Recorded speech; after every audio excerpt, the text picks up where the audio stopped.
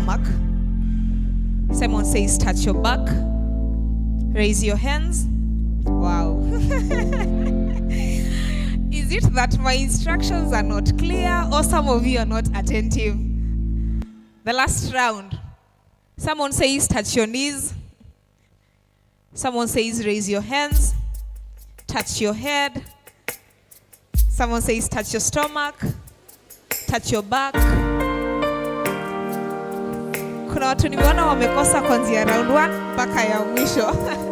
Yes, we can have our seats. We can have our seats.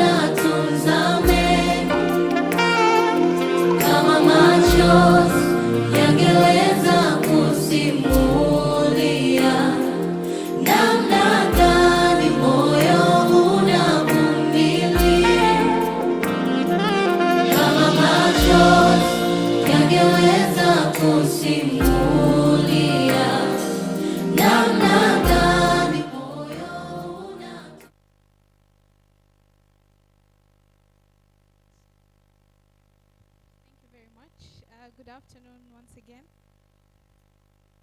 My name is Dr. Hafidha Ahmed. I'm a counseling psychologist. I am a general practitioner at the psychiatry hospital. I am also a Toastmaster, so I speak as a hobby. And I am so happy to be here. And before I start my presentation, I would like us to take a minute. My sister, her name is Aisha Ahmed. She comes to this school. She's a first year pursuing BCom. She's been very ill for a very long time, and I've been caring for her, but this was very important, so I am here with you, and I need you to remember her in your prayers when you sit, when she crosses your mind, or later today you remember about my presentation. Please pray for my little sister. Thank you. Please applaud me to... Yes, let's get rid of the awkwardness. Well, my presentation this afternoon is about public speaking and communication skills. How many here are public speakers? Let's say not professionally, but you do it regularly. Public speaking. Shaz, okay, I see a number of hands. Umi, come on now. Yeah, and how many people aspire to be excellent speakers? Let's not talk about public. All right, better number in the room. How many of us have attempted public speaking and failed dangerously? All right.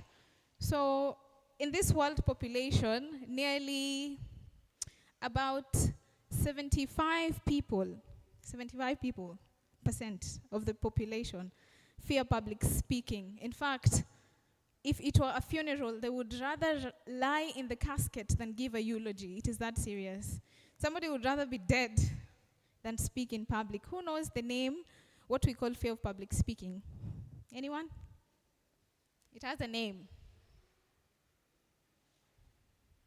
Who knows the name? Fear of public speaking. What is that? What phobia is that? What phobia is that? Phobia of public speaking. Sorry? Stopping stigma. Try again. It has a phobia at the end. Yes? Sorry? A trial. Okay. Low self-esteem. Wow, we have vocabularies, but no. We'll talk about self-esteem though. Glossophobia. Let's appreciate her. The fear of speaking in public is called glossophobia, okay? And a lot of people have this phobia. Because public speaking, imagine, standing in front of everybody, everybody is looking at you, everybody wants to hear what you have to say. But one thing we forget is that they don't know what you know. So you can never go wrong when you're doing public speaking, all right? So I want us to do a small exercise. We can do it while sitting. I see we are a lot of comfortable. I want us to do. I want us to do that. It sounds so silly that we can't do it, but I want us to do it. I want us to. Okay. I want us to do.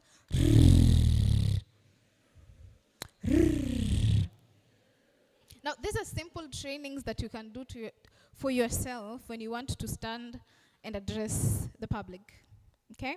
These are things you can do. They help you with your anxiety. They help you with regulating your nervous system. They also make you feel a little bit childish. All right? So in my presentation today, I don't have so much, but you will hear vocabularies, and I want you to put them down, and then we'll talk about them, okay? One of them is mental flatulence. Mental flatulence. Mental flatulence is when you want to stand. You've prepared for a speech. You're a speaker. You've prepared for the speech, and now you stand publicly. You don't remember anything. You don't remember anything. So these are things that we're going to talk about that will guide our session. Ama will guide you to become a better public speaker or a confident public speaker. I want us to talk about, at the beginning, the preparation of a speech. You know that tomorrow you're going to give a speech. Like today, I know I was supposed to be here. I was going to speak to amazing women. So I have to start by preparing a speech, right? Very few people can freestyle. Very few people can freestyle. And I'll tell you at what point you'll be in a position to freestyle in your speeches, all right? So number one, how do you prepare a speech? Purpose. What are you going to talk about? And audience. Who are you going to talk to? Okay? So before you show up at any engagement, these are two things that you need to have in mind as your first stage. Who am I going to talk to, and what am I going to talk about? That is going to give you guidance. What guidance? Is that speech that you're going to give to inform, like the one that I am giving to you? Are you going to inform? Are you going to inspire? Are you going to persuade? Okay? All these call for different preparations and different contexts. Or are you going to connect? So in what instances do you think you'll be going to persuade? In what instances do you think you'll be going to a place and you're going to persuade? Who wants to try? In what setup would you be going to persuade? Yes?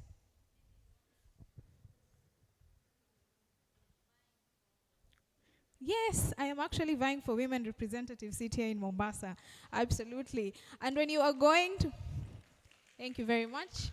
When you are going to speak to people like those, you definitely are going with a persuasive tone. All the nice things that you're going to do for them must be told. Okay, you cannot give the same speech if you're going to inspire somewhere else like I am here today. And I hope to inspire you by the end of this facilitation. Which other setup would you go to persuade? Yes? Absolutely. In a networking setup where you're going to seek for partners. Let's appreciate that. Another one. Last one. Where are you going to persuade? If you're going to pitch, how many of us here have defended their projects at any instance in the university? When you're going to pitch, you're going to persuade. When you're going to pitch for business, you want to be sponsored, you have to do what? You have to persuade. Why are you the best applicant that we should give our grant to? In what instances are we going to inspire? Maybe just one. Inspire. In what setup are we going to inspire? Anyone? In what capacity are we going to inspire? Yes? Absolutely. 10 out of 10. Let's appreciate her. When you're handling a mentorship session, you're going to inspire, right? When are we going to connect? In what setup are we connecting? In what setup are we connecting? Sorry? Business, right? You're going to connect. If you're coming to speak with partners, if you're going to a networking session, even if you're not sitting, you're giving a speech, your whole point of your speech is to connect with the audience that you have prepared your speech for. So that is our first preparation step. You know your audience and you know your purpose. Why are you going there and what are you going to do there? Number 2, we fail so much here as speakers. The structure of your speech. A speech has 3 parts. It has the introduction, it has the body, and it has a conclusion. Okay? Who are your favorite speakers? Mine probably Busi Pembekewe is always everybody's favorite speaker. Who are your favorite speakers? Yes? Stephen. Ooh, I like that. Who else? Our favorite speakers. Sorry? You like the way I'm speaking. Thank you very much. That is very encouraging. Another speaker, and I'll tell you what is different with them. The speakers who are professional, they will show up in a meeting like this and they will not start by introducing who they are. They'll give you something powerful. Yes? Yes, Umi?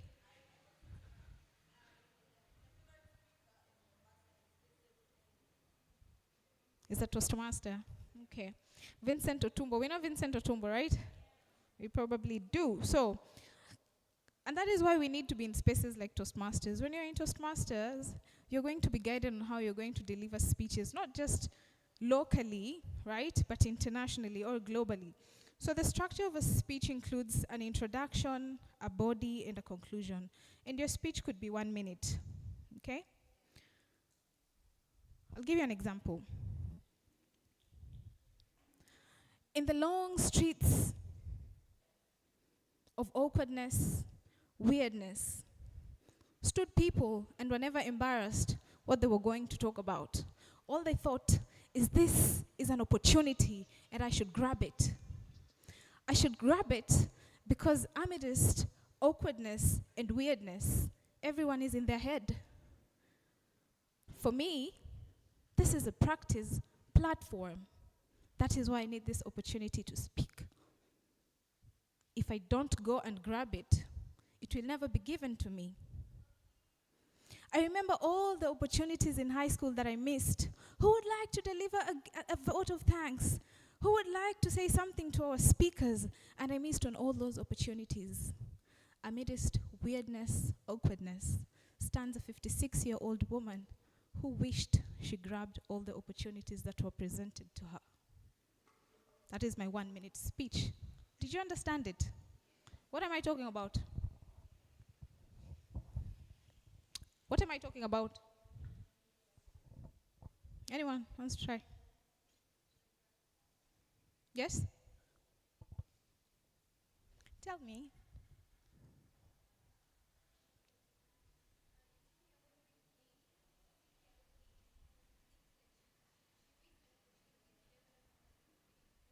Yes. Thank you very much. Let's appreciate her. Who else wants to try? What was my speech about? Yes.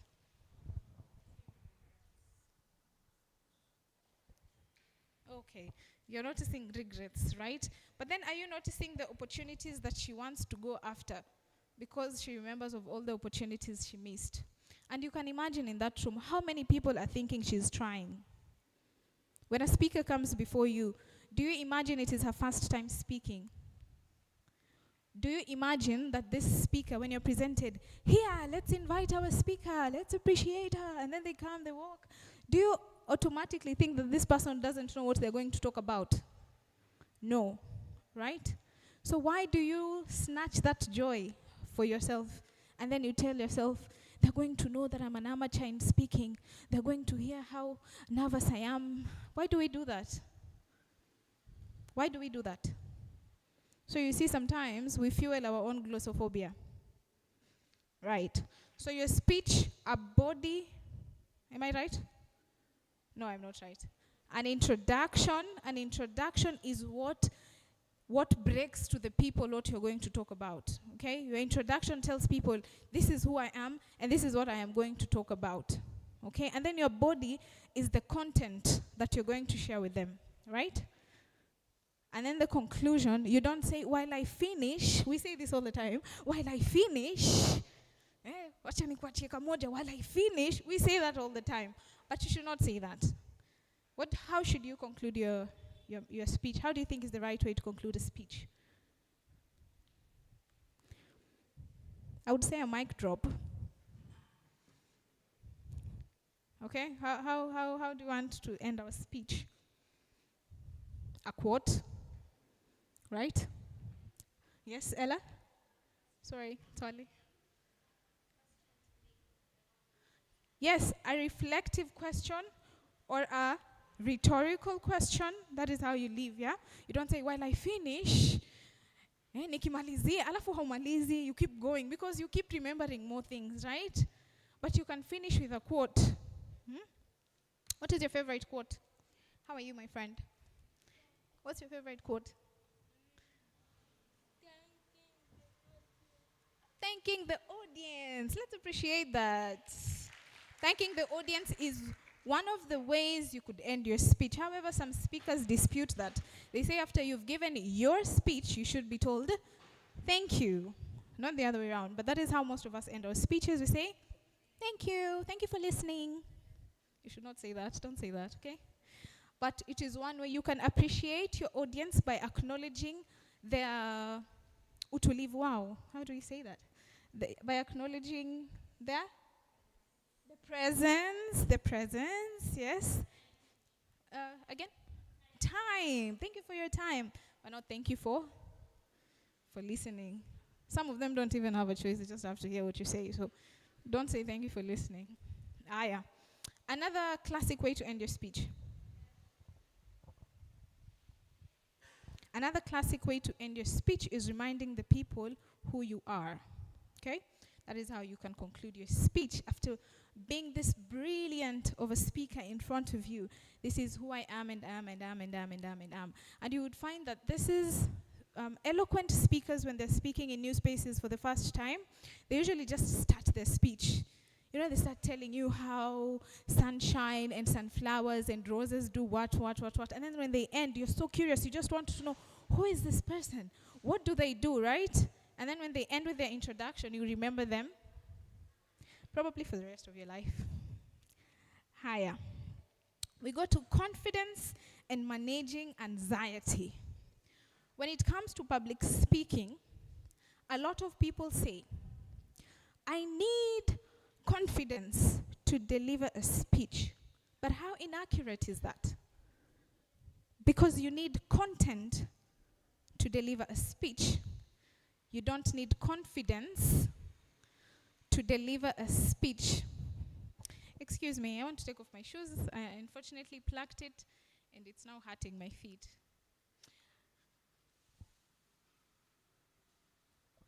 Cameraman, you're part to cut.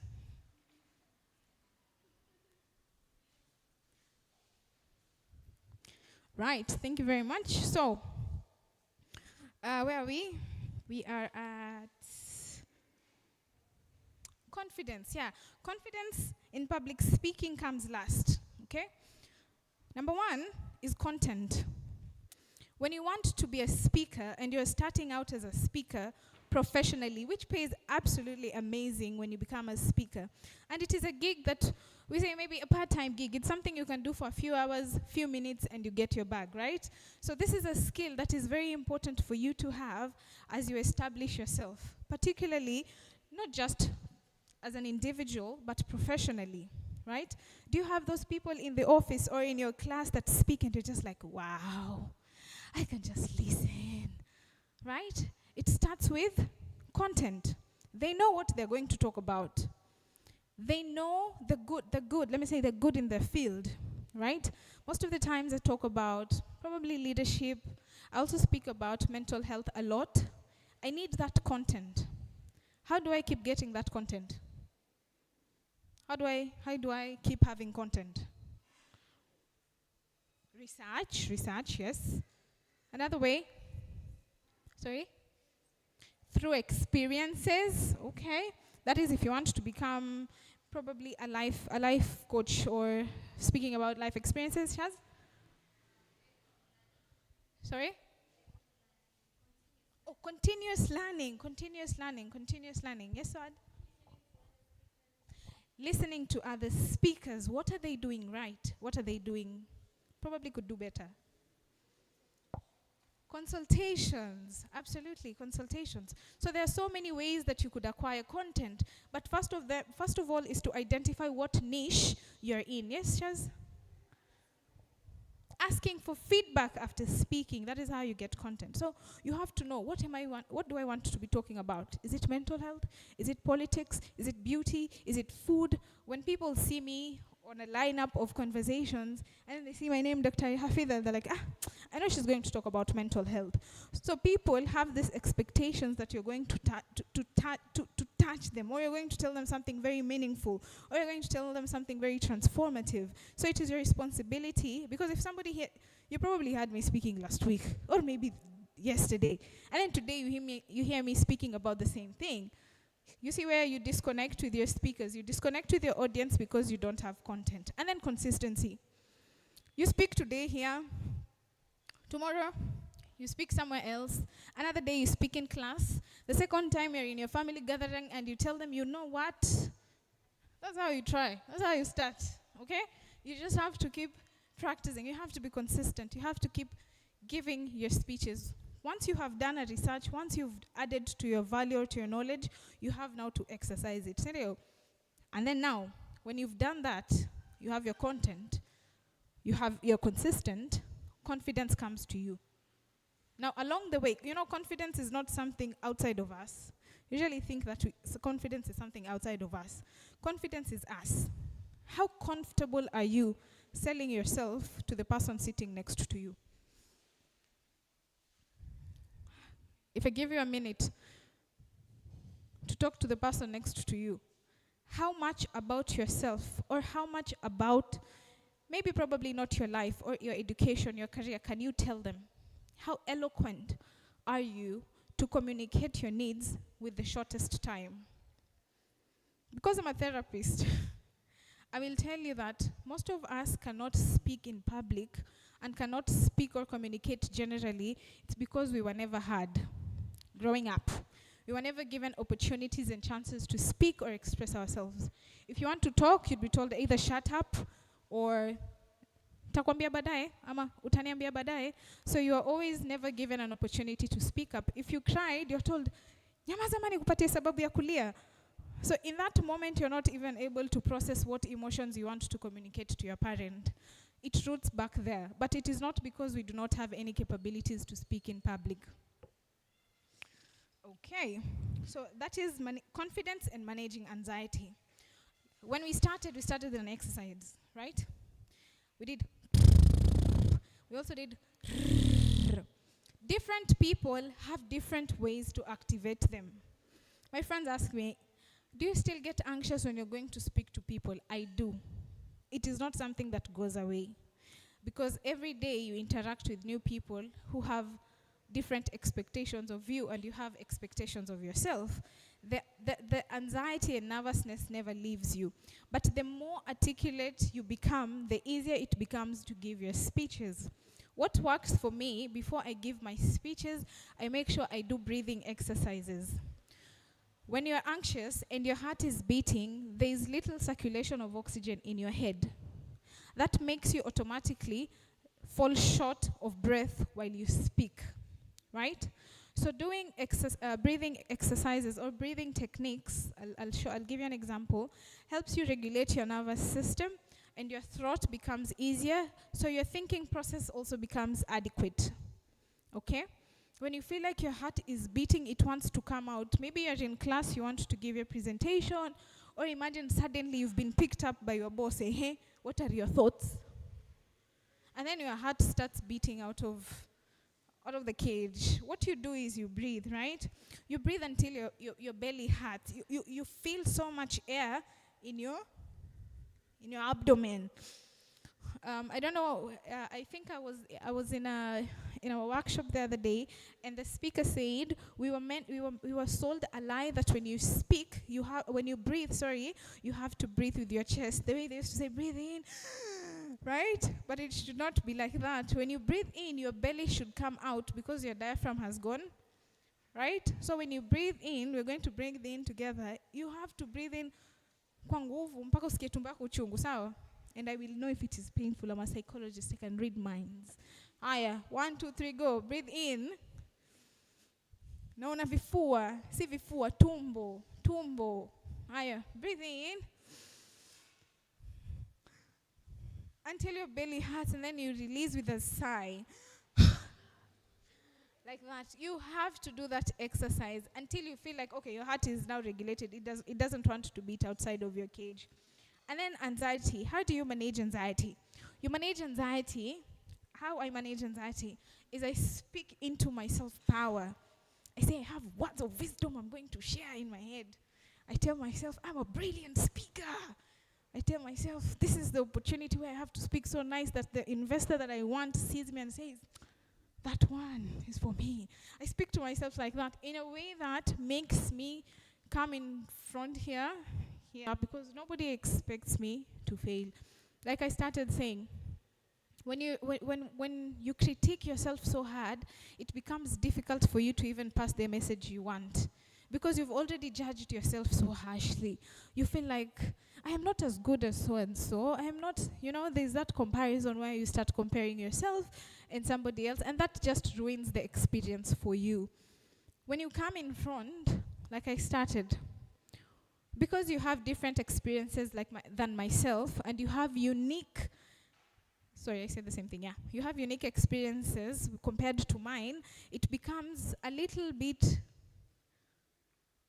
difficult for somebody to predict what you are going to say. Because we have different values and we interpret information differently, nobody expects that what you're going to say is incorrect, okay? And that is why it is important to prepare for your speech before you give it.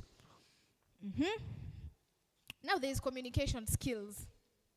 Communication skills. I'm saying a lot of things without saying them, right? Because they are verbal, right? And they are non-verbal. All right? When you're an excellent speaker, there are the constant. The constant is maintaining eye contact. When I speak to you, you must feel like I am addressing you, right? When I talk to you, it must feel like I know exactly what you're thinking, and that is what I am talking about. But you cannot do that if you are speaking in public. Walaikum salam. Welcome our guests. When you're speaking and you're looking at the fan, you're giving your speech and your eyes are up there, it becomes easy to connect with your audience, right? When you're speaking and then you're fidgeting like this, it becomes easy for someone now to misjudge you because you're not showing confidence. If you do not believe what you're saying, why would someone believe what you're telling them? And these are the signs, the fidgeting signs. When you're nervous and you're a speaker, you don't make it very obvious, right? You handle it with grace because you've been given a platform to connect with people. It is barely a platform for you to talk to people, right? So, when you come in front like this, you have to believe that you have value to add to the person who is listening to you. And at the very least, is to doubt the information that you have prepared for them. Okay? So, non-verbals. I've mentioned one, eye contact. Who will tell me another? Non-verbals in public speaking. Yes. An open body language. What does an open body language say? What does it suggest? An open body language. Shaz, tell us. Shazmin, What does an open body language tell us?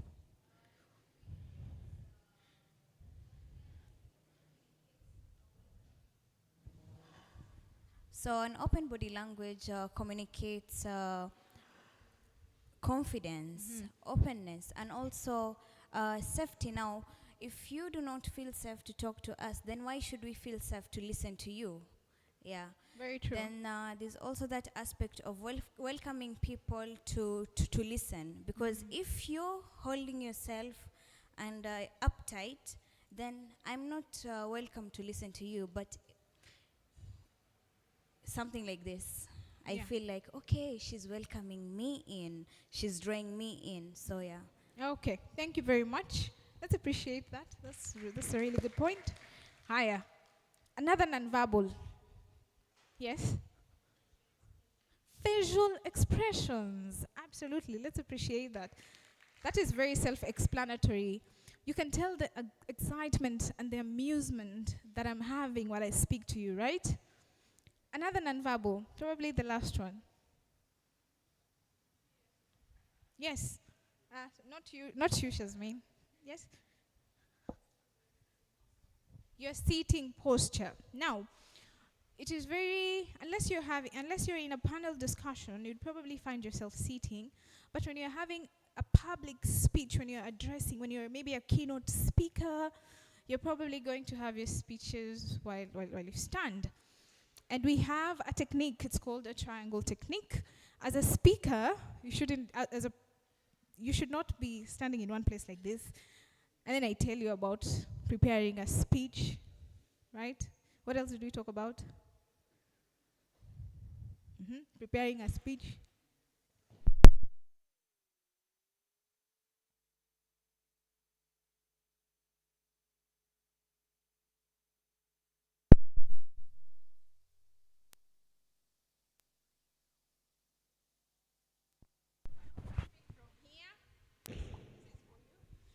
You can also speak from here, but what you should not do is give your audience your back. Okay? When you're speaking, at no point should you give your audience your back. So the last place where the last person is going to see you, here, that is hapo tu, usisonge hapo, hapo, alafu utoke hapo, you come here, all right? Alafu utoke hapa, usonge hapa. But you should not be giving your audience your back.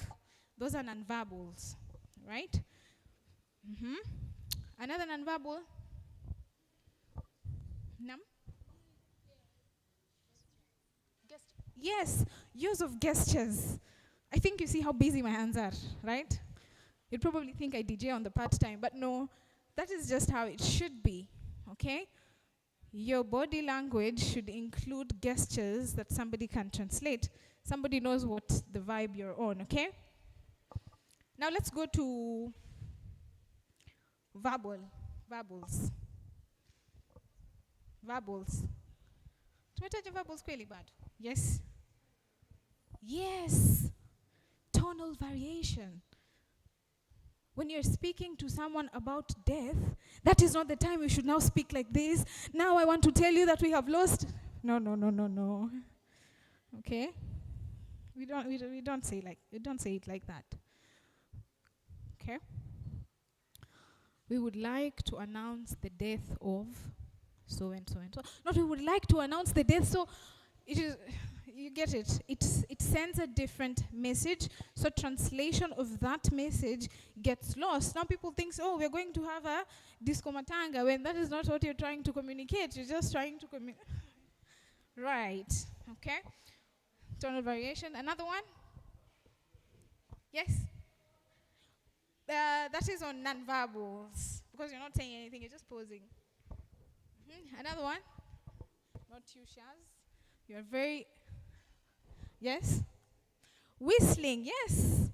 You could. I don't know how to whistle. Maybe you could whistle for me. No, I don't know. Now you like the speaker and you're becoming mischievous.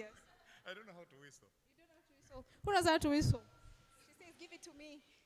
She says, give it to me.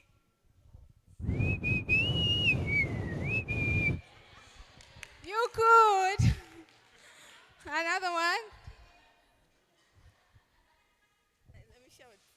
Okay, we have fun conversation. That most of the people, when they don't have or don't get the long conversations at night, wanawekanga. All right, all right, all right. Sitafafanua. Mwingine? Yes, Saad?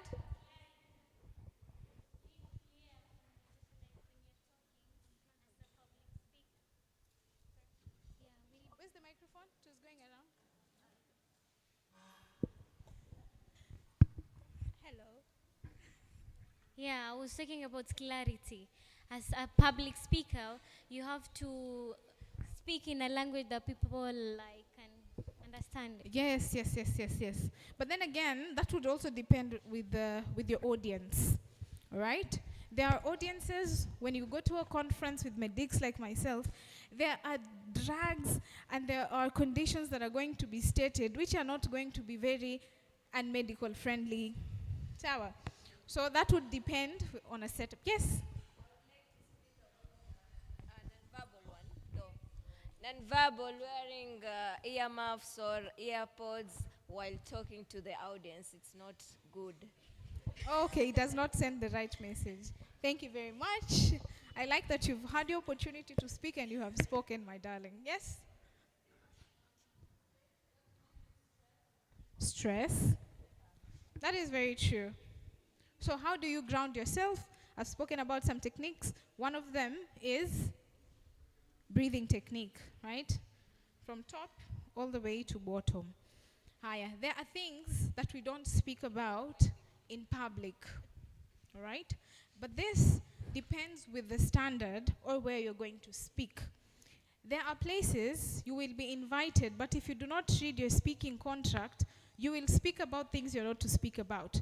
And most of them are either, are usually within the ranges of religion. You should not be speaking about religion, okay? You should not be speaking about politics. There are spaces when you go and you say, one term. Don't do that. Do not do that. Another one is, yes? You could project in a lot of things. We've spoken about sex, we've spoken about religion, we've also spoken about politics. No, Sensitive conversations or sensitive topics. Yes, Ella? Tribe, okay? So that would depend with the setup you're going to have your conversation, all right? Another thing to be very sensitive about when you're going to speak in public spaces as a speaker, you need to ask if they would need an interpreter, a sign language interpreter, very important. Okay, moving on swiftly is now, you've prepared a speech, right? You know what you're going to talk about, you know who you're going to talk about, you've done your preparations. When you're trying to counter anxiety, there are people that listen to music, there are people that prefer dancing. You know, there are many different ways. You will have to practice and see what works for you. Now we're talking about storytelling and connecting. How well are you going to speak, connect with people, at the same time throw in stories, at the same time throw in quotes, at the same time show your personality as a speaker? That is very important, okay? When you're an extrovert, your presentation would look different to when an introvert is presenting, okay? And remember, when it comes to public speaking, you cannot copy what another speaker is doing. You can see what you do, and another speaker is doing it. Probably you're a speaker here, I am a speaker, you're looking at what I do, and you appreciate what I do because that is what you do.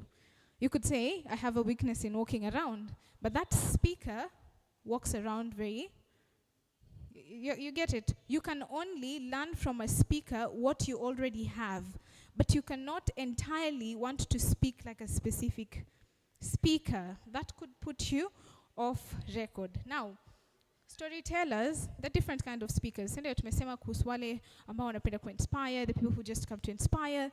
There are those like myself who are facilitators. We go to teach, to impart knowledge. And then there are those who are thriving at connection. Now, connectors, or people who like connecting, are, let me say, gifted they have this empathy that comes naturally to them, that they can just compose their message in a story and just throw it there. There are many ways to improve on your public speaking. Okay? Many ways. One of them is practicing. When you're in a room like this and the mic is going round, make an attempt. Make an attempt. Even if it is not asking a question, you could say, in this session, I liked 1, 2, 3 things. Okay? The best way to start your public speaking journey is to start with your introduction. Sawa.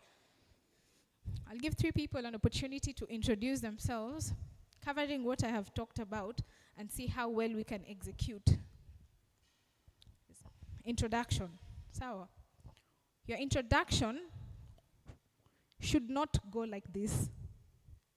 It can go however you want, but it should not go like this. My name is Hafidha Ahmed. I am a medical student at Technical University of Mombasa. It should not go like that. Try being a lot more creative, okay? If anything, don't tell us what you're doing in this school. Right. 3 people, I need to see volunteers. I need to see all hands up, come on now. 3 volunteers. Who wants to go first? Yes, thank you very much. An introduction. Hi. Hello. My name is Omokulso. And by the way, I like your name, Hafidha. You remind me of my younger sister. Her name is Hafidha too, but Okay. Hafidha Baushi. Say hi to So, Hafidha.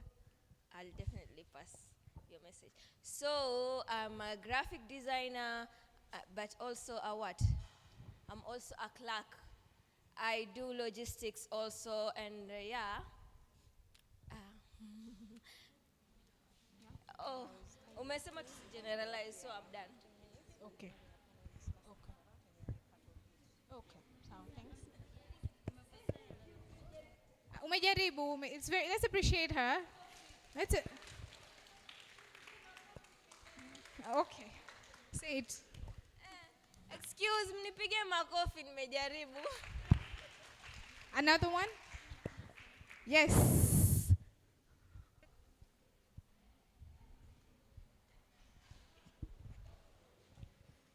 Hi everyone.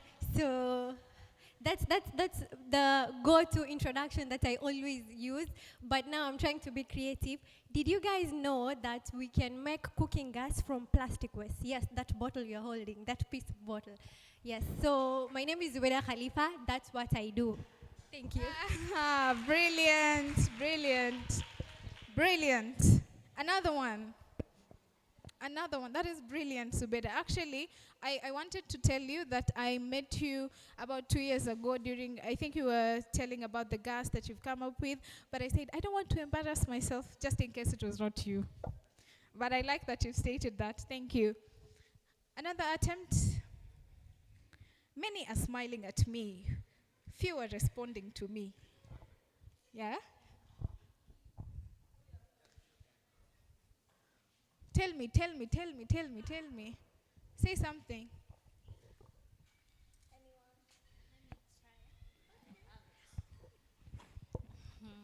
My name is Jacinta.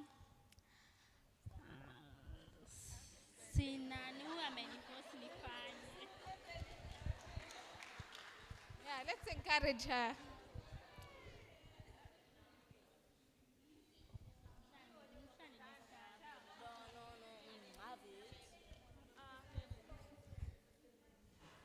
My name is Jacinta. I aspire to become a reader. Yes. Okay. Let's appreciate her. Last one, just to have an even number. Last one. Not from Suad. Shaz. Thank you so much, everybody. I really appreciate what you're doing in the spaces, how you just seated, contributing. And I know there's a heavy conversation going on. If you feel triggered by anything, please do not shy away from reaching out to me for psychological first aid. I'm Shazmin Kasam, Dr. Trauma, a counseling psychologist, and a holistic wellness practitioner. Whoop whoop. Okay. Anyone that is in the mood to top that. Anyone that wants to top that introduction, I am giving an opportunity and 200 shillings to whoever wants to top on that.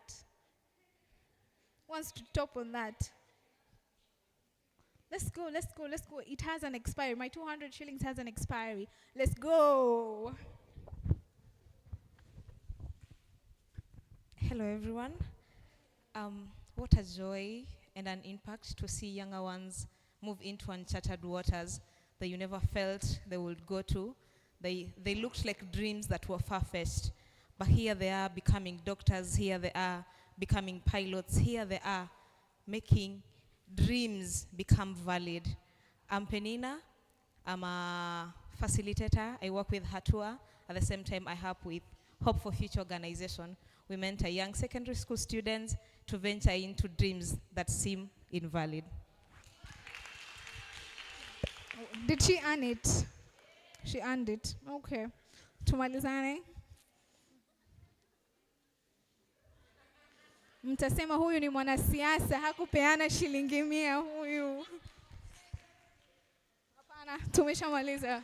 Now, important steps. Yes, Shaz? Yeah? Hakuna kutop up the hakuna. Tumemaliza. So, there are 6 steps or 6 important acknowledgements that you must have before you stand and present to people or to speak to people.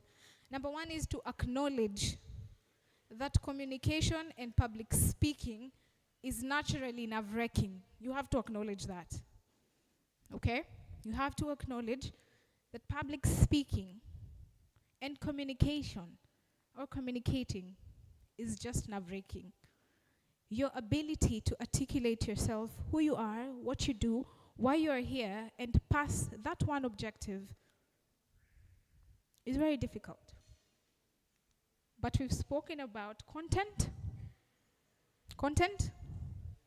consistency, and confidence, which builds up as you warm up or as you prepare yourself through public speaking, okay? We must reflect. Number 2, what we need to acknowledge. We must reflect on what people are communicating as speakers. When someone is speaking up here, what are they doing? What am I doing? I am talking to you. I am engaging with you, right? I cannot do that if I am in my head. I cannot do that if I come in front of you. The first thing that comes to my mind when somebody gives me a mic, I say, I am not even a public speaker. I've never even, I think I'm nervous. You know, unajitoa points mwenyewe, si ndio? I am nervous. Can't, and then you shy off. You must reflect on what somebody else is doing and mirror that. You must tap into that power. When you're looking at someone and they're speaking to you, they're talking to you. I took off my shoes, but nobody focused on that. Right? But if you're in your head a lot, you'll keep thinking, ay, jamani kiatu kimekatika mbele za watu. Jamani sijui nini. That automatically keeps you off what you want to communicate. Right? Are we together? So you need to reflect on what you see other speakers doing and what you do, and then see how you can top to that. Because when you top a performance, there's a reward for that, right? Good. We must give ourselves permission to adjust our mindsets and to see through our experiences. Probably you just had one bad experience speaking publicly, but then you allowed yourself to stay comfortable in that element that, hey, mimi siwezi tena hiyo. And then one day you get a job and you're constantly being picked on. Suad, do you have anything to add? This is a job. You've gotten an opportunity to speak or to represent about your school. Probably I came here, I've done a workshop on public speaking. Now I want to pick people who are going to speak. You don't think how much you're going to embarrass yourself. You think how much you're going to impress and make yourself proud. Okay? When you're given a platform to speak, this is your chance. This is your chance to shine, right? This is your chance to maximize. Even the friends that you speak to, when you tell them, mimi kesho naenda kufanya presentation mahali flani flani, na sikwambie, haya nitakuja usiniaibishe. Those are the things your friends, you should not tell them and they should not tell you. Because how do you automatically think that I am going to embarrass you as my friend? That is the time where you start speaking power into your presentation. Like I told you how I do it. We must listen deeply to what others are saying. We must listen deeply to what others are saying. When you're a speaker up here, I need to listen to what you're saying, right? I need to listen to what Suad is saying. I need to listen to everyone in the rooms, whatever they're communicating to me. But I cannot do that if I am listening to the critics in my head. All right? So that is something we need. You need to be alert. You need to be you need to be actively listening so that you can connect with the speaker. Sawa? Usikie hiyo jazba, unasikia, hey, speaker ananichemsha kweli. Umeshaitoka mahali, you're like, hey. You get that? You also have that opportunity because you're human, and your ability to connect with people comes naturally to you because you're a social being, okay? Don't take that away from you. Our final point would be to leverage the story structure to make your ideas more tangible, all right? When you are speaking something and you notice that you use a lot of filler words, and that is not the time to rush your speech. That is the time to internalize everything. Take a moment of silence. Okay. When you're at the office, you've been picked up. Share your 2 pennies with us. That's not the time you start freaking out. You could take about 15 seconds to just breathe in, articulate your ideas, do your brief introduction on what you do if it is a company, what project you're doing if you're in class, whatever presentation you're making, and then off to your thoughts. Okay, don't start thinking, what are they expecting me to say? All right? Don't say, what should I say? What would that person have said? Because you have an understanding and you have been in the meeting and you work in this organization, you need to have your personal interpretation of what your mind was cooking as they were speaking, all right? Your originality, your context is what is going to give you power to be processed, okay? For information to be processed. Public speaking is an art, like any other art. You get to choose the colors, you get to choose the pencil, you get to choose the size of canvas, and you work your magic. Public speaking is a skill like any other skill, but you need practice. You need preparation. You need to love it and enjoy it and thrive in it. I wish you a lovely weekend.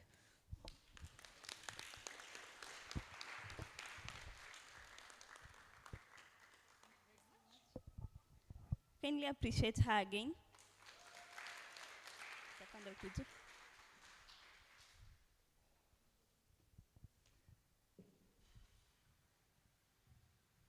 Thank you so much, Madam Hafidha, for that session. That was truly impactful. But then she's a Toastmaster. So if you want to be able to speak like her, you can join the Toastmasters Club. Amwambia kuihusu? Adombia?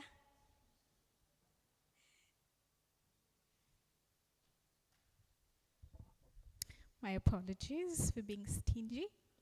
Now, Toastmasters is a non-profit organization. It was established nearly 100 years ago. Toastmasters was a platform for men in politics to practice public speaking. They thought people have brilliant ideas to improve on their communities, but they don't know how to articulate it to people. So instead, they went to those people and told them, we are the godfathers of this area, and you will listen to us. But of course, activists, human rights, Gen Zs in that era said, no, we want you to speak to us about what you want to do for our people. So they thought, how about we start a club? So through YMCA, Toastmasters was born. For nearly 45 years, Toastmasters was a platform for only men to practice public speaking. But years later, in 1978, they allowed women to join Toastmasters. So Toastmasters is not only a space where you practice speaking. Toastmasters is a platform where you enhance communication skills, you boost your confidence, and you now get the chance through a pathway. A pathway is like a course that guides you from writing a speech to delivering a speech to delivering a toast, hence the word Toastmaster, to delivering a eulogy, to delivering all kinds of speeches, including question and answers, and that was what we usually have on panel discussions, right? So, to join Toastmasters, you pay $80. $80 has the registration fee of $20 and $60,000 for your membership, $60 for your membership. So in Kenya shillings, that could be, I don't know how much. Yeah, around 10,400, usually pay 10,400 or 10,800 depending on the club, and it is semi-annually. So when you pay in March, you will renew again in October. When you pay in October, you will renew again in March, but then you'll not pay the $20 for registration fee. You'll just keep paying the $60 for membership. When you're a Toastmaster in Mombasa, you are a member of Toastmasters even in America. If you go to America, they have Toastmasters, you join the Toastmasters. If you go to Qatar, you hear there's a Toastmasters meeting, you go to a Toastmasters meeting. Toastmasters in Mombasa, there are about 6 clubs. There's Mombasa Island, there's Tamarind, there's Kericho Gold, the tea you're drinking, and there's also Mombasa Executive in Bamburi Cement, and Speaking Women. For women, it is virtual, and you are all invited. Toastmasters is a place where you learn, and you get so much reward at a very, very small fee. Right? Thank you very much. Thank you so much. So Toastmasters is one of our partners for this program, and you see they are bringing very amazing speakers. Sindio? Yeah, we had Jana, Madam Caroline in the afternoon, and you can always tell a Toastmaster when you see one, right? Yeah, so thank you so much for that. So with us, we have got some guests. Honorable Ali Mbogo, thank you so much for taking your time to come here and to speak to young women. It's a really noble thing, keeping in mind you're the young women from Mombasa coming together to solve the community challenges. So we need people that have walked the journey to come tell us how we're going to go about this. Sindio? Yeah, so we're glad to have you here. So these young women are all from Mombasa, just here together. Young women who are interested or rather working on solving different challenges, which we mapped out 10 of them, 10 challenges. And we saw kila mmoja anafanya kazi kivyake, but it becomes easier when you come together. But then you just come together na mseme ya sasa tumekuja pamoja, tunaanzaje kusolve, wewe ulikuwa unashughulikia mambo ya teenage pregnancy, tunaanzaje kujaribu kusaidia jamii in that angle. We first have to become something. You first have to learn. Like public speaking is essential in this work. So for the 3 days, that is what we're doing. Learning how to be, becoming something, building the capacity. And then on the 4th day, on Saturday, they'll be developing action plans. So the action plans is basically, now that you've learned everything and you already came with a problem in mind, you sitting out down as a team of young women who are on one problem and saying, okay, this is the challenge, they are the solutions you're coming up with, and this is how we want them to be implemented. And we'll go, then we'll go ahead and the reports, one of them will send it to you. So ni kitu gani hawa watu wali come up with. So it's that serious. So young women coming up to help the community. So at that juncture, I welcome you so that you can hear what you have to tell us to inspire the young women.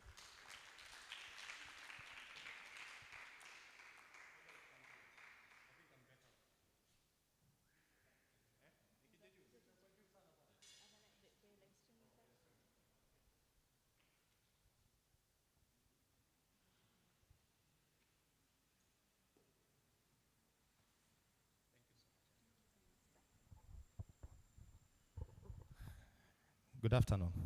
Or is it good evening? Is it evening or afternoon? We look tired anyway. Can we stand up kidogo? Let's stand up. Just stand up. I'm trying to be like Dr. Hafidha here. Yeah, she's a very good public speaker. Let's stand up kidogo. Just stretch. Tuende tu kidogo. And Dr. Hafidha has taught us about gestures. I want us to write letter M using gestures. M. No, use your body. I don't want you to use hands, your body. Let's start with letter 0. How? That is letter 0. Can we do letter M? How can we do letter M? Thank you so much. Let's be seated. I won't take much of your time. And we've learned some few things from Dr. Hafidha on how we introduce ourselves. So before I introduce myself, I want to pose a question to you. A very simple question, and I'm sure all of you will be in a position to answer me. How many are these? Anyone? How many? Are we sure? 100%? There are 5? That is the problem. When you look at this, when you look at these fingers, you are looking at the problem and you see a number 5. When you look beyond these fingers, now I want you to stretch your hand. Look beyond the fingers. Then tell me, how many do you see? How many? 9? How many? How many, madam? How many do you see when you look beyond your fingers? No, just look beyond your finger. Don't look at the finger. Look beyond your fingers. 10. How many say 10? That is the solution. When you focus on your fingers, you are looking at the problem. But when you look beyond your fingers, you are looking at the solution. Are we together? It's your fingers, not mine. It's your fingers. And it's something that, it's a takeaway. When you go back home, try to practice it. Look at your fingers properly. When you see 5 fingers, then you are still focusing on the problem. But when you see 10, then you are close to the solution. And from what I've learned here, we are all leaders. We've been picked from different backgrounds, focusing on various challenges out there. So that challenge is those 5 fingers that you are seeing. It is a problem. But when you look at the solution, now you are looking at 10 fingers. Are we together? Are we together? Sasa unajua tumeambiwa kwanza lazima utie madoido before you introduce yourself. Yeah? So at least now you have something that you'll take it away. But before I say anything, I'm accompanied here by my colleague, Sister Munira, a young lady like you. She has a story to tell. She's very passionate about young women. She's very passionate about education. She's an author. She's working with a book that she has written herself. This tells you how our women, they can be able to do anything today. So I wish to take this opportunity to donate my 5 minutes to Sister Munira here, just to say something to you before I can continue. Karibu.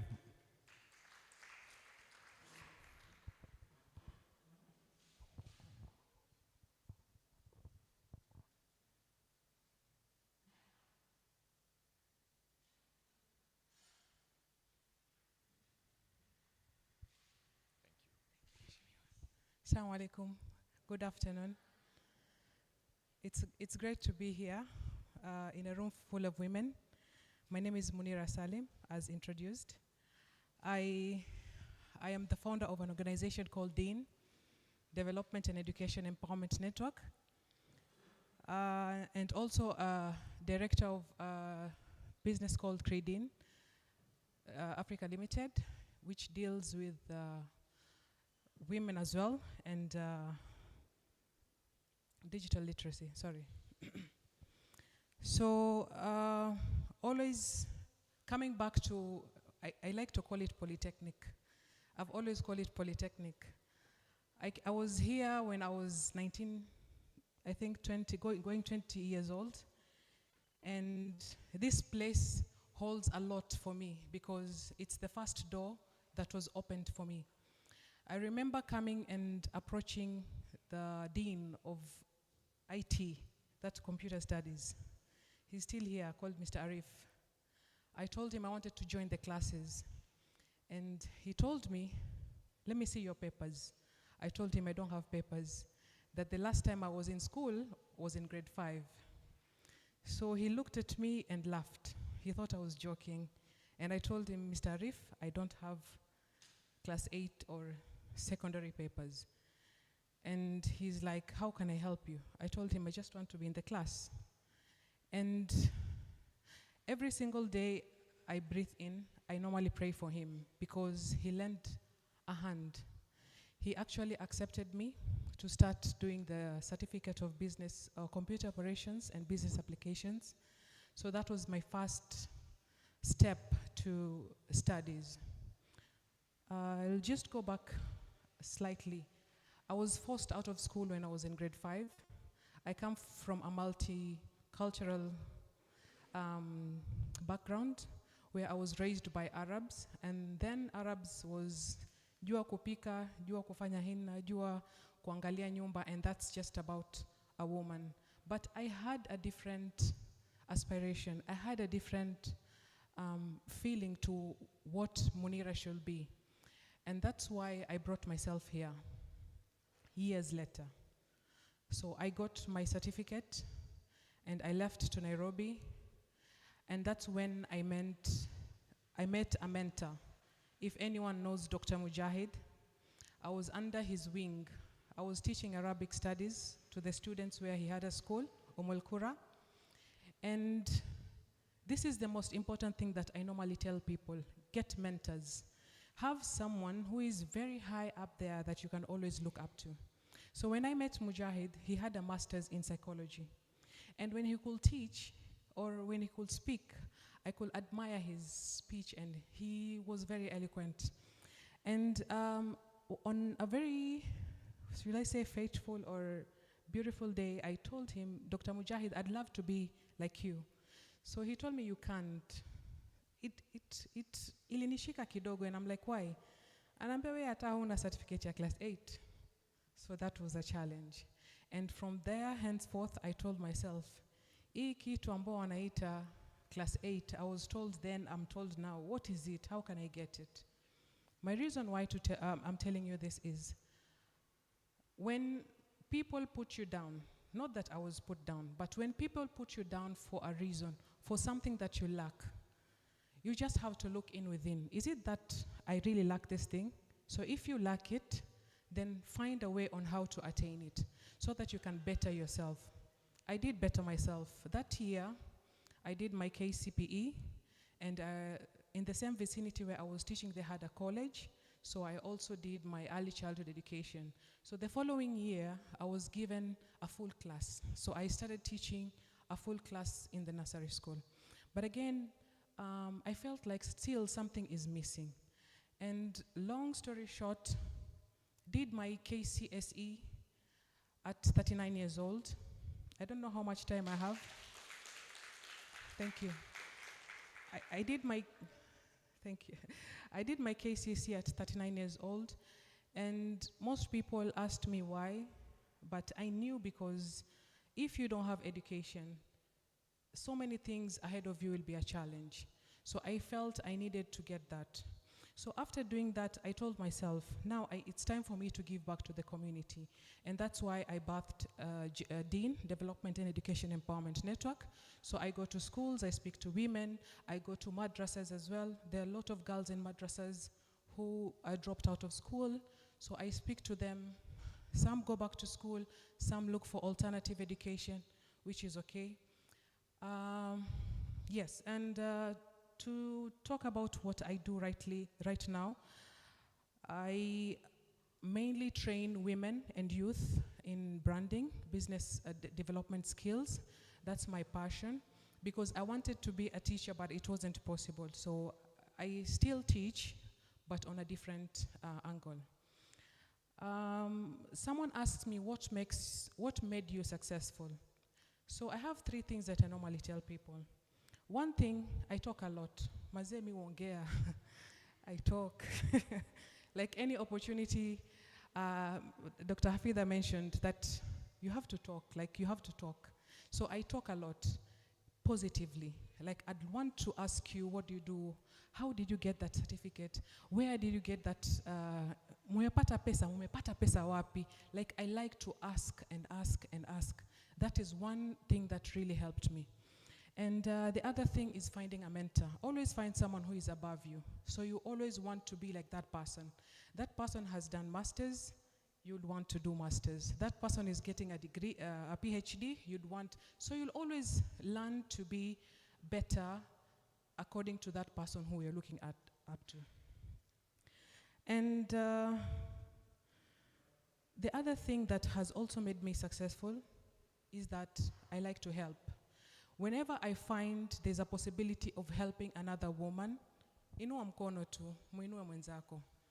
You see, women, we have this problem of feeling like we cannot, like if you help someone else, they'll outshine you. But believe me, no amount, even if you have a candle and you have to light it to everyone who is here, your candle will still shine bright.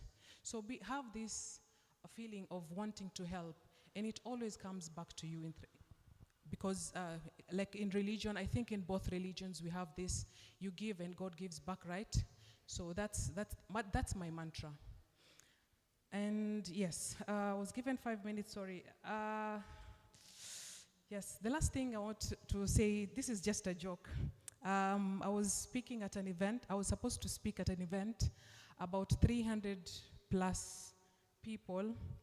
I normally have this small paper that I write my notes. Do you know, when I was up ready to speak, I realized I had the programs, not my speech. Yeah, simucheke. Yes. So my point on this is that public speaking is not easy, and it's not for everyone, but you can always strive to do better. Nana ananot kama hapa anatetemeka. Umenot. Nimesema mwisho Hafidha. Nimesema mwisho. So it's not easy to public speak, but again, it's always something that you can work through it. Personally, when I go to events, I will look for any question to ask, whether it's related to the program or not, but to just give myself that practice of asking or talking in front of people. And last but not least, it's about my book. It's called Unraveling Shadows. It's a book that I wrote. It's a memoir about my life journey, my education. It's a touching book, and I'd love for you guys to one day come read it. I've only made 300 copies, unlimited edition, and have launched in Nairobi, Mombasa, also to be launched in Dar es Salaam and South Africa. Yes. So this is hard work and consistency. And this Munira that you're seeing here was chosen to be, was awarded 100 most influential Muslims in Kenya. To conclude, everything is possible. Everything is possible. Just consistency and working hard. وهذا السلام عليكم ورحمة الله وبركاته.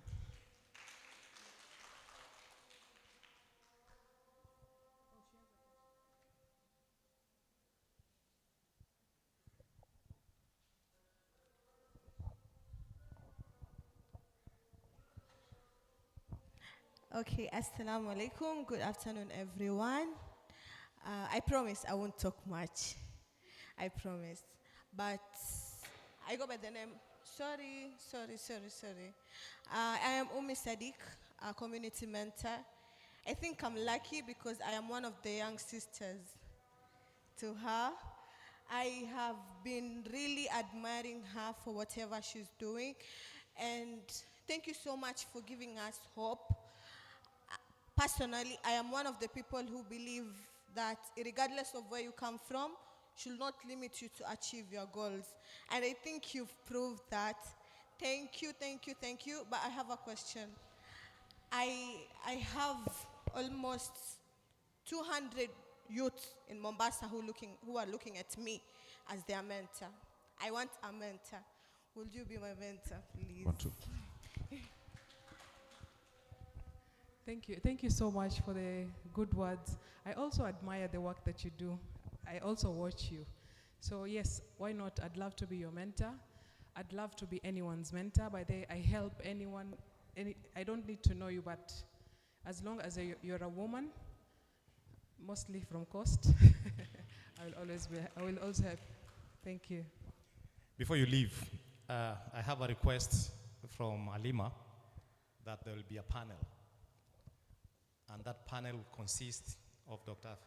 Hafidha here, and you have been requested to form part of that panel because these ladies, they have so many questions and they will wish you to be part and parcel of that session, if it's okay with you, because I know we just ambushed you.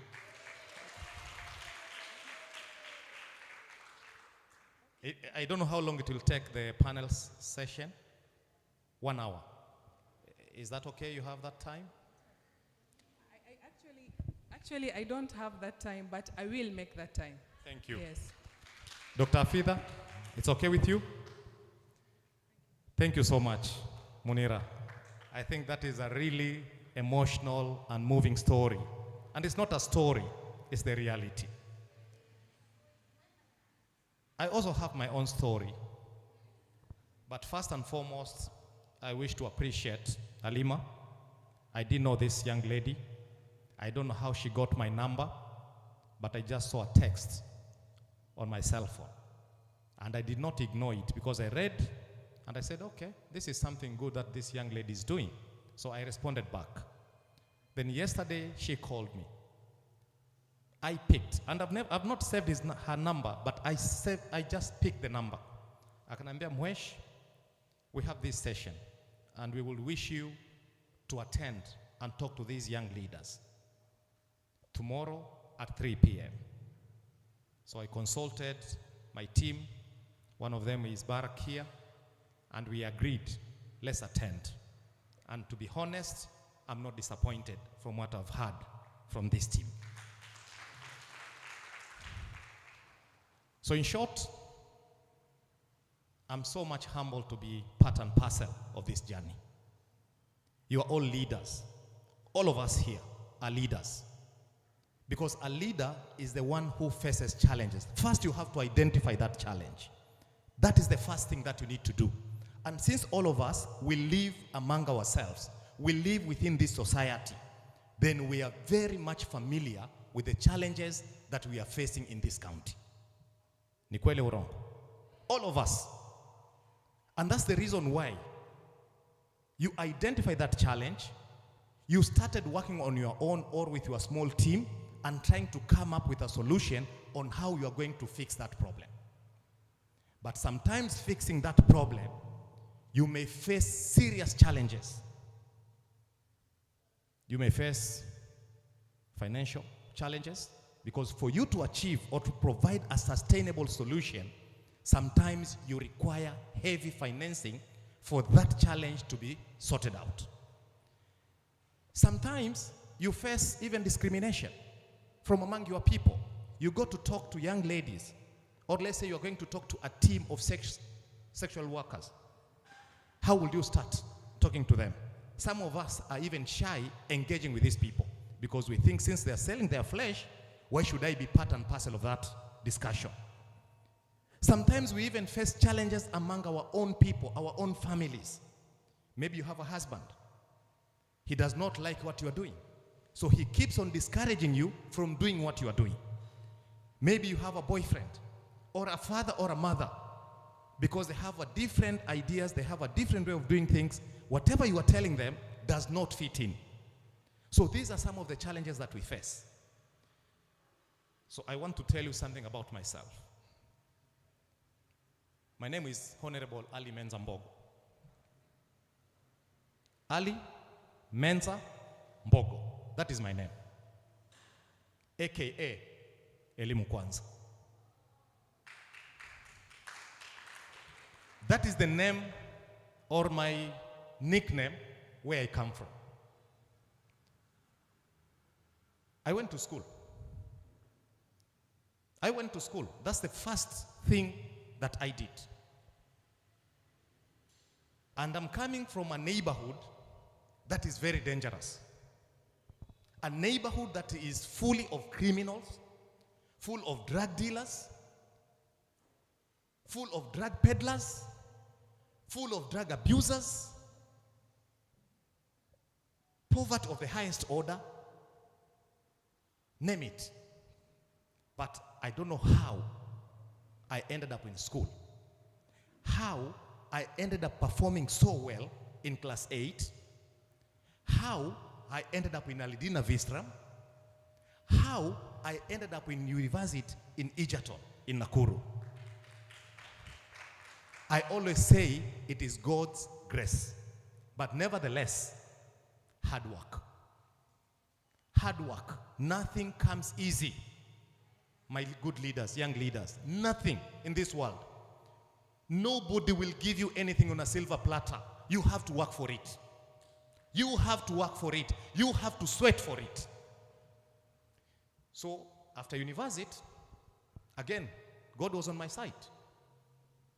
You know, when you leave college, we have this one common story or theme that we always say, kutamak.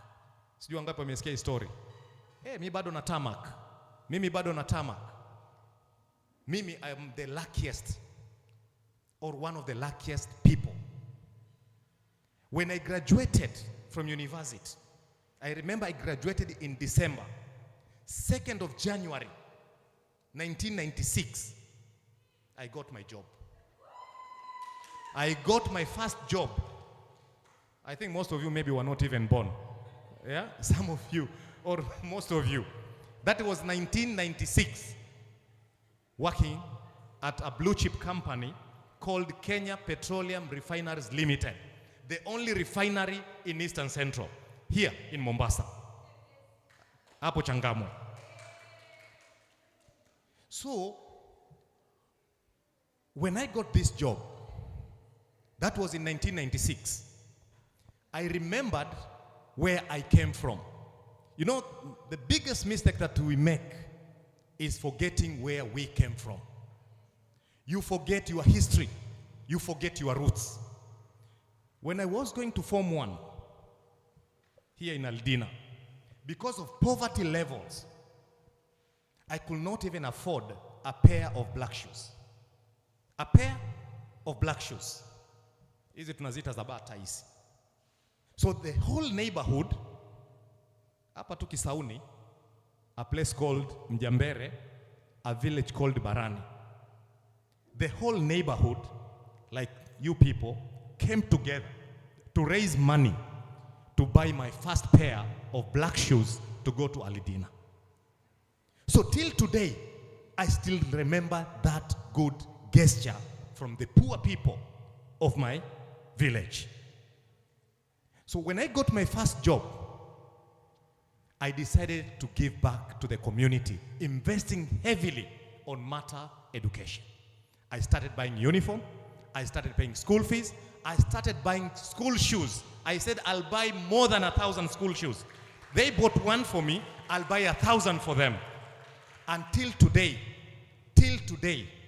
I want to tell you, good leaders, 70% of my earnings, they go to support education.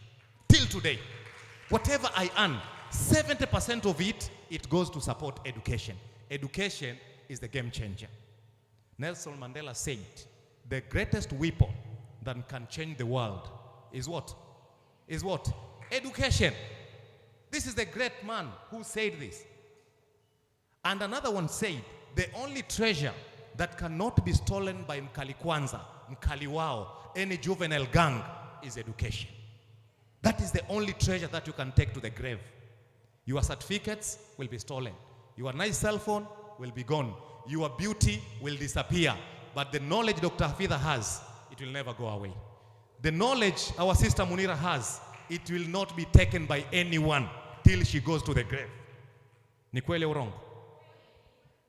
So, I was now earning good money. Good money. Can you imagine in 2001, I'm earning 200,000 a month. In 2001, my salary was 200,000. Can you imagine? Those are 20, how many? 25? 25 years ago, I'm earning 200,000. Sina mke, sina mtoto. Can you imagine warembo walivyokuwa wanapigania ujamaa?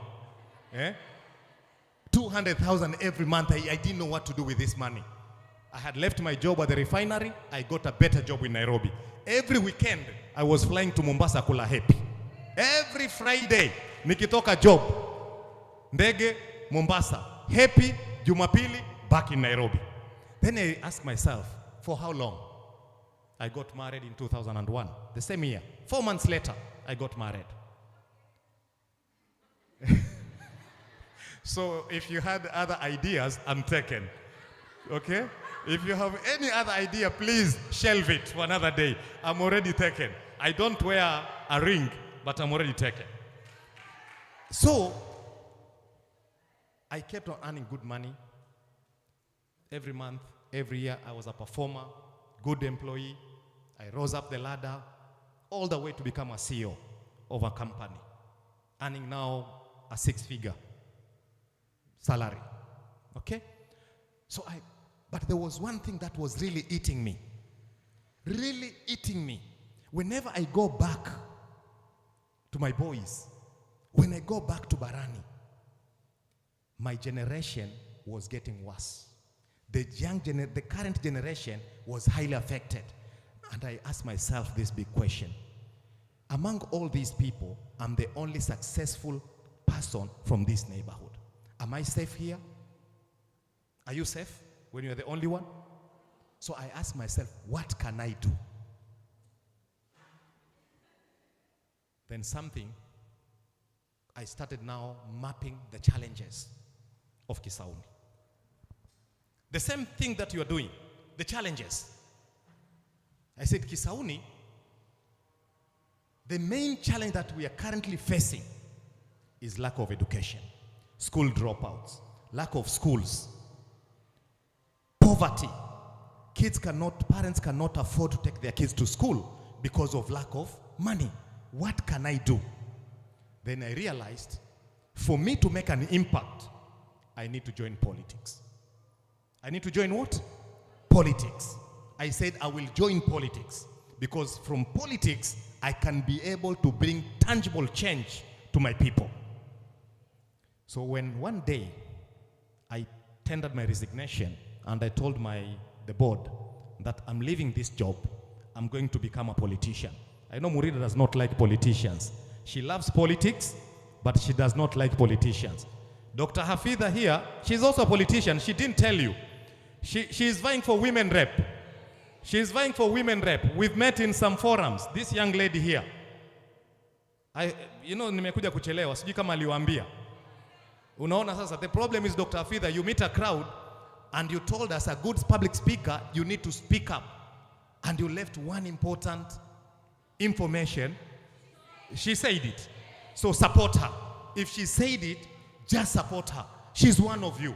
She's a young lady. She has potential. She can become somebody. We need good leaders, learned leaders like Dr. Hafidha to lead this town. Tunaelewana?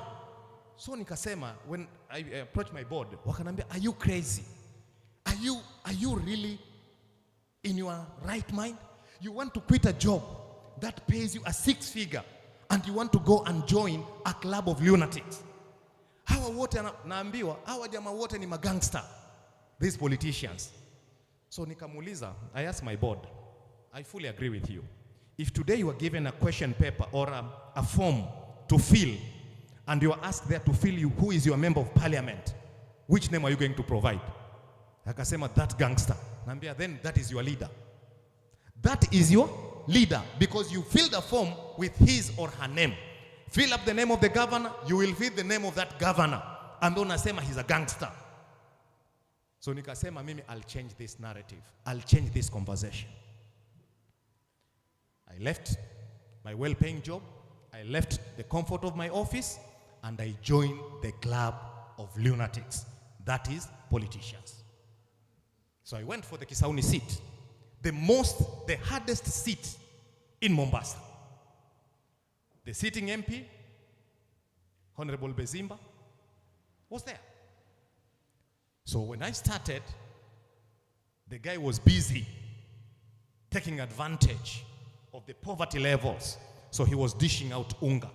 Every weekend, watu wanapatiwa mifuko miwili. Every Saturday, you wake up 5 in the morning, you go to his office, you leave with 2 bags of maize flour.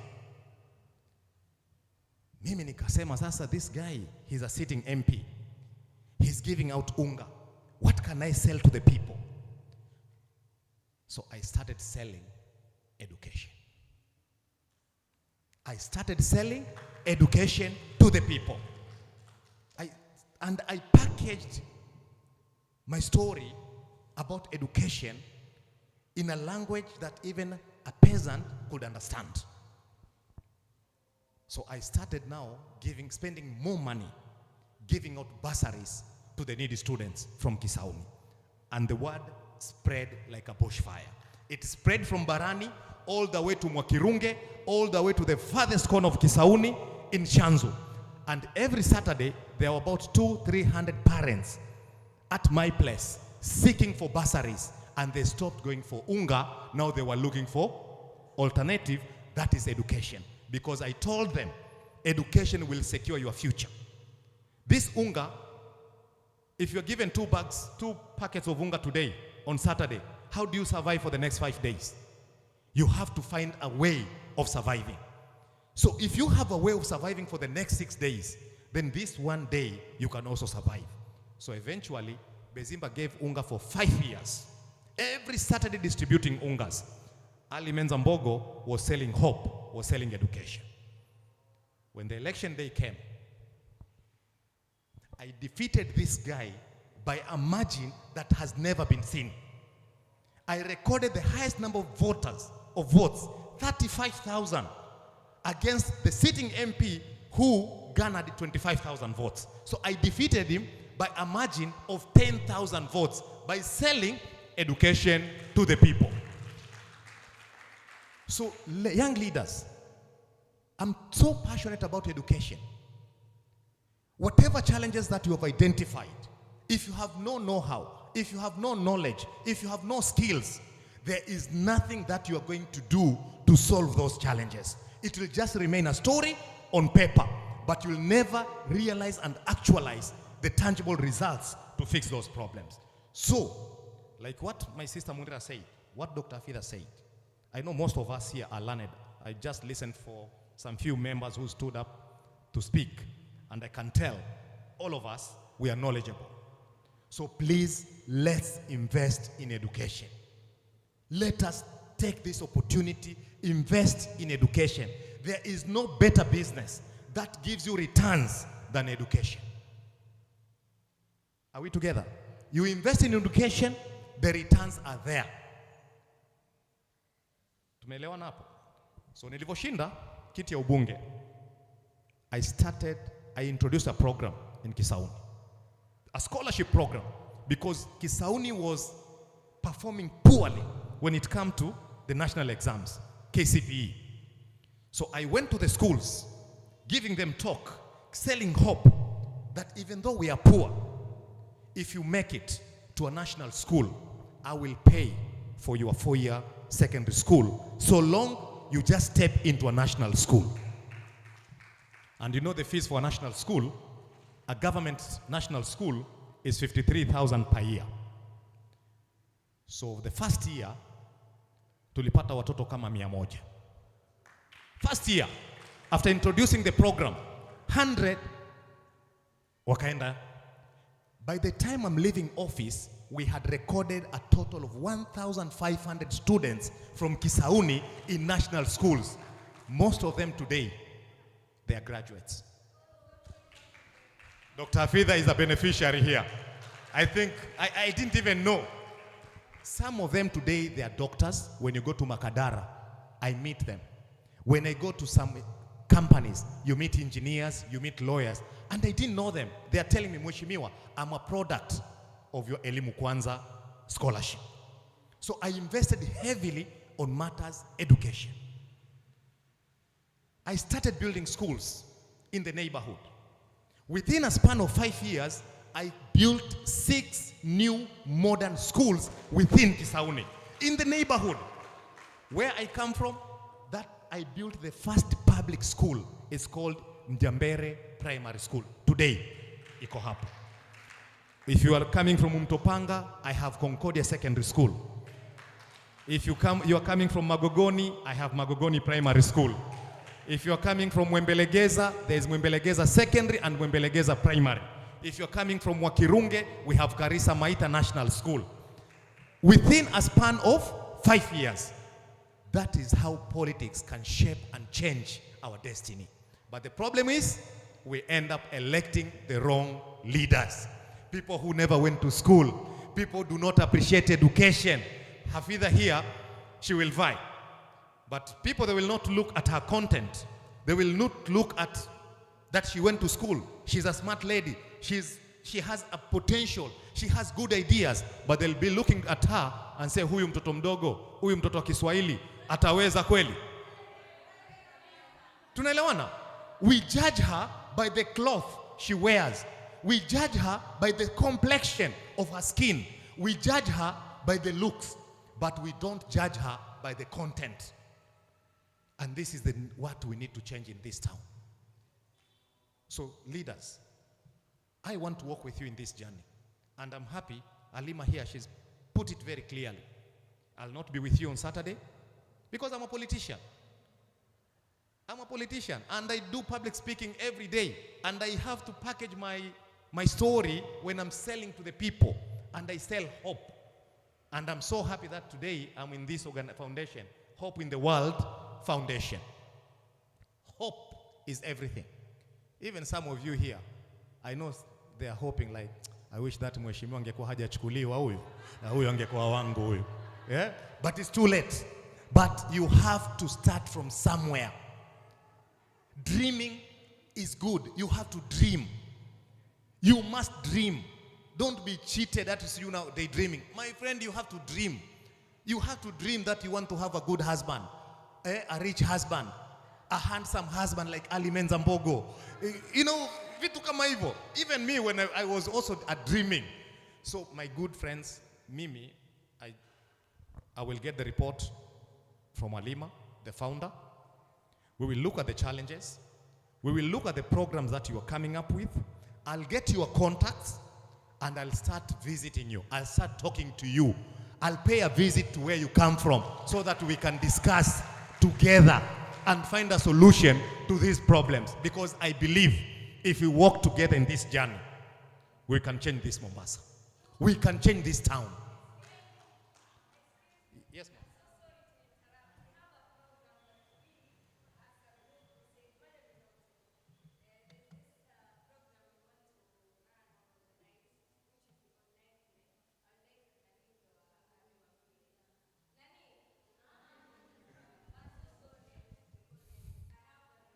I'm still here. I'll give her a chance to talk.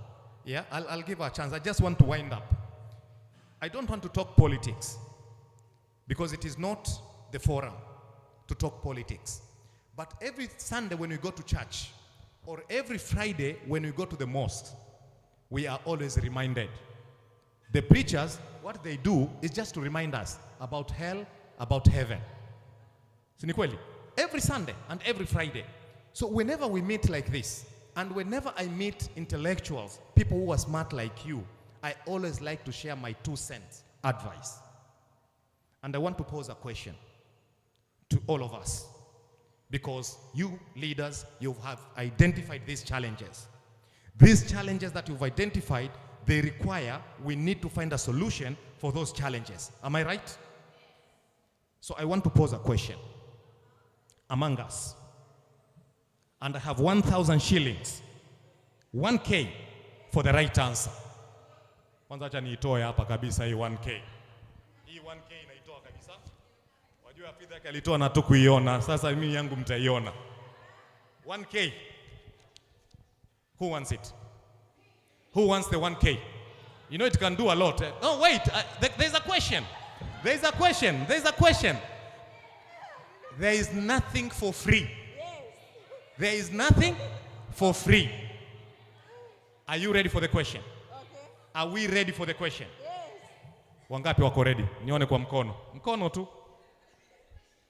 How much does Mombasa County be allocated annually from the national government? I'm repeating the question again. Because we need funds, we need money to fix our challenges. So I'm asking you a straight question. How much money does Mombasa County get allocated annually from the national government? 1K. 1K. Yes, ma'am. Just give the microphone. Yeah. Let's get the answers. How much? Annual. How much? Oh, according to statistics, I'll say that it's 14 to 16 million. That's okay. Thank you.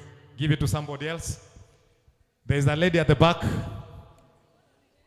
7.8 billion. Thank you. Give it to somebody else at the back. 8.44 billion. Thank you. 2 more questions. This side.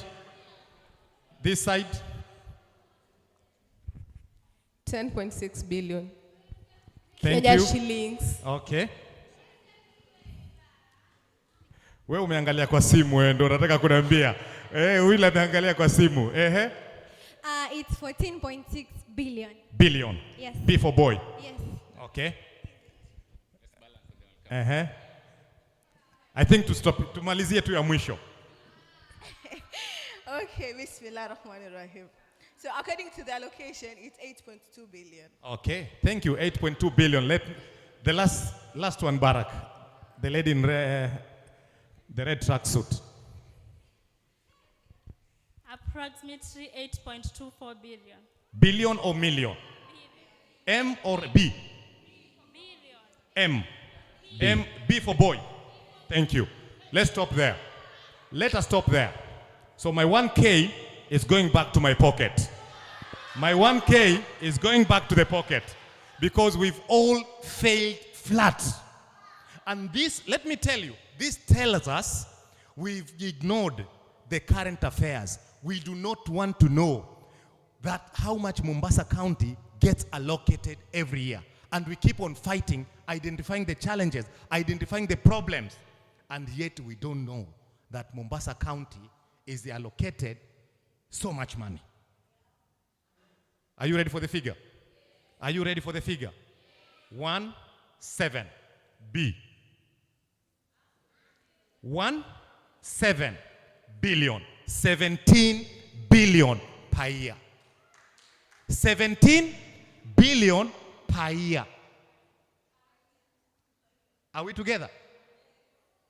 And I want you, young leaders, the problems, the challenges we've identified, maybe we just need 0.001% of 17 billion to fix those challenges that you are currently facing.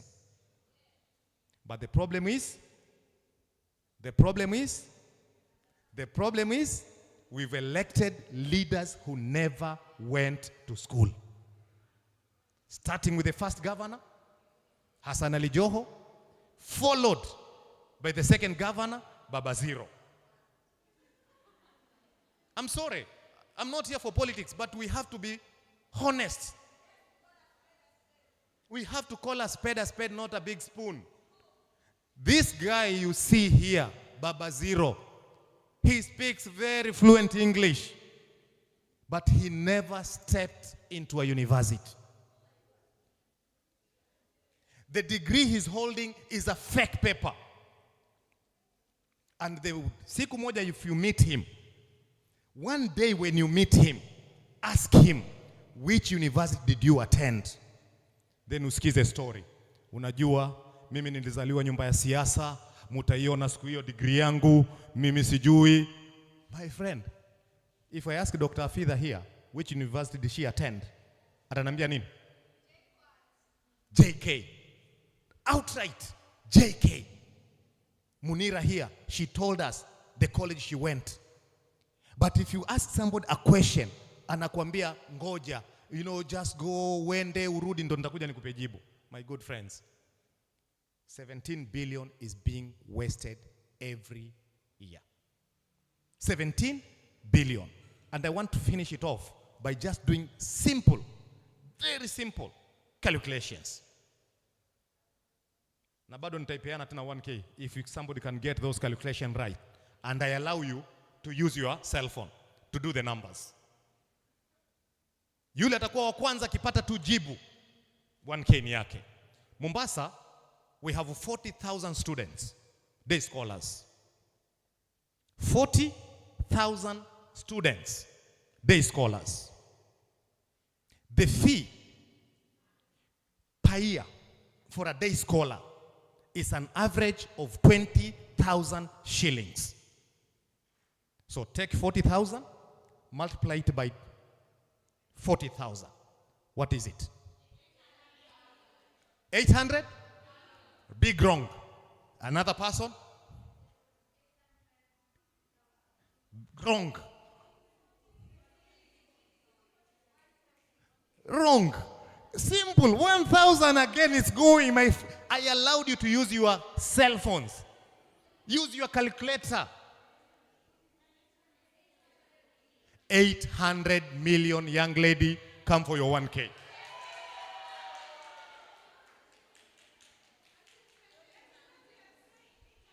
$800 million. We've not even consumed or spent $1 billion. So we just need $1 billion to fix the education sector in this town. All our kids will go to school from January to December for 4 good years. But here we are, 17 billion down the drain every year. 4 good years, 68 billion. It has disappeared. That is food for thought. I just want to end my talk by saying thank you so much for giving me this opportunity. If there is a question, 1 or 2, if I'm being allowed by Halima, I'll take those questions. If not, we can pack the questions, I'll respond to them, and I will send the answers to Halima. Halima, the ball is in your court. Hello, let's appreciate him. Thank you so much, sir. Well, okay, we are running on time. We're supposed to have a panel discussion. So if kindly to allow the panel discussion equally, because I know many of us will have questions. And like we said, it's a journey. So you expect to see him more and more of him. Sawa? Yeah. Sister, you've agreed to work with us this journey? Yes. Yeah. I'll work with you. He's agreed to work with us this journey. So we're supposed to implement the solutions for ground. And being Mona Vilako very reasonable with a lot of solutions on what is happening and everything. So we need such minds to guide us. Sindio? Yeah, so it's someone who will work with us the journey, so to see in our wasiwasi. Sawa? Yeah, so we can allow the panel discussion to be done kindly. So the seats Zaleto Hapaju. We'll have 3 powerful women. Appreciate him.